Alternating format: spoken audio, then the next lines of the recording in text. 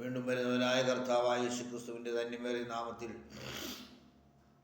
എൻ്റെ സ്നേഹവന്ദനത്തെ ഈ പാൽക്കാലം അറിയിക്കുകയാണ്. എൻ്റെ പേര് pastor Babu Paul. Jesus Miracle മിനിസ്ട്രീസിൻ്റെ ലൈവ് പ്രോഗ്രാമിലേക്ക് അവർക്കും സ്വാഗതം. ഇന്നയോളം എന്നെ നടത്തി, ഇന്നയോളം എന്നെ പുലർത്തി, എൻ്റെ യേശു എത്ര നല്ലവൻ, അവനെന്നുമെന്നും മതിയായവൻ.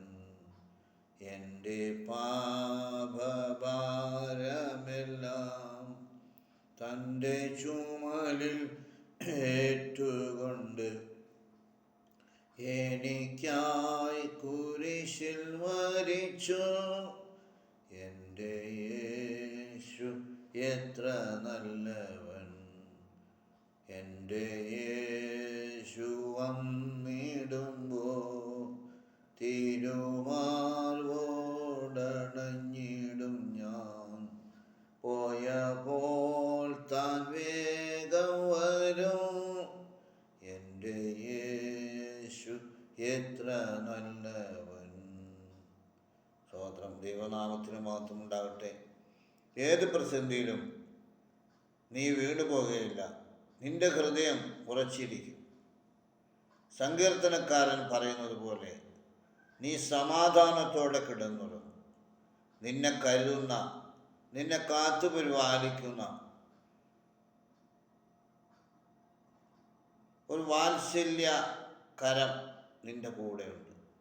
അത് പകരുന്ന സമാധാനം എന്തെന്ന് ഈ ദിവസങ്ങളിൽ നീ തിരിച്ചറിയും.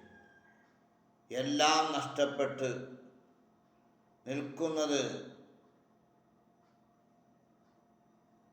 നിൽക്കുന്നവന് മുമ്പിൽ വീട്ടുവാതിൽ തുറന്ന് കൈക്ക് മോതിരമിട്ട് ഉത്സവവസ്ത്രം ധരിപ്പിച്ച് പുത്തൻ ചെരുപ്പുകൾ അണിയിച്ച് സ്വീകരിക്കുന്ന അപ്പൻ്റെ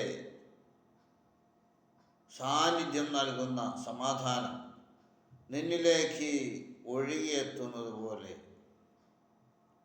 കൈവിടാത്ത ഒരപ്പൻ നിനക്കുണ്ട്. യേശു തൻ്റെ ശിഷ്യരോട് എൻ്റെ സമാധാനം ഞാൻ നിങ്ങൾക്ക് തരുന്നു എന്ന് പറയുമ്പോൾ അതിനർത്ഥം ഞാൻ അനുഭവിക്കുന്ന സമാധാനം നിങ്ങൾക്ക് തരും എന്നാണ്.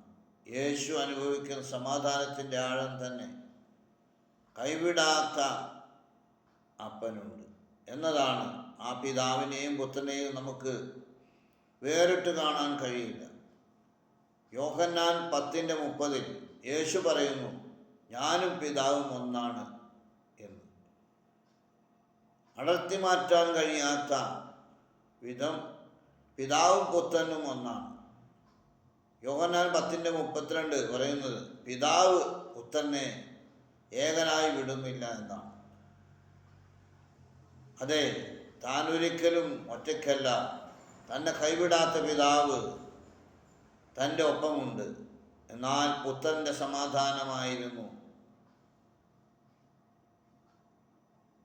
ആ സമാധാനമാണ് ശിഷ്യരിലേക്ക് യേശു പകരുന്നത്. അതുകൊണ്ട് ശിഷ്യൻ ഇനി ഒറ്റയ്ക്കല്ല. പുത്രൻ അനുവദിച്ച അതേ പിതൃസാന്നിധ്യം ശിഷ്യരുടെ മേലും വ്യാപരിക്കും. അപ്പൻ കൂടെയുണ്ടെന്ന സമാധാനം ഇനി ശിഷ്യരിൽ നിറയും. തീർച്ചയായും സ്വന്തം പുത്രനോടെങ്ങനെയായിരുന്നുവോ അതുപോലെ തന്നെ പിതാവ് നിന്റെ ജീവിതത്തിലും സാന്നിധ്യമാകും. അപ്പൻ കൂടെയുള്ളപ്പോൾ മകൻ അനുഭവിച്ച അതേ സമാധാനം നിന്റെ മേൽ യേശു പകർന്നു കഴിഞ്ഞു. ആമേൻ. ഈ വചനങ്ങളാൽ ദൈവം നിന്നെ അനുഗ്രഹിക്കുമാറാകട്ടെ.